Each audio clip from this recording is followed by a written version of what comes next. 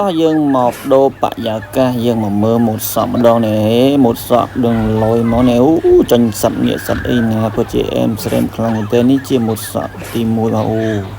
ពូវែកបាទពូវែកតែយើងមកមើលម៉ូតសក់ទី2នេះចាញ់ក្បាលចាញ់ទូខ្វាយរូបនេះរូបបេះដូងនេះពិតជាអែមស្រែមខ្លាំងមែនទែនចាញ់ទី3ហើយរូបស្អីដែរបងប្អូនទាំងអស់គ្នានេះរុំមួយតិចចាញ់របៀបដូចជាគេទទួលសញ្ញាបត្រចឹងnàyម៉ូតសក់ផ្លែកគេវៃ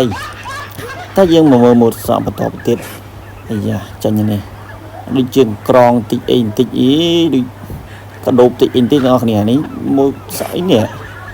វិញក្រងយើងមកម៉ូតសក់បន្តទៀតនេះ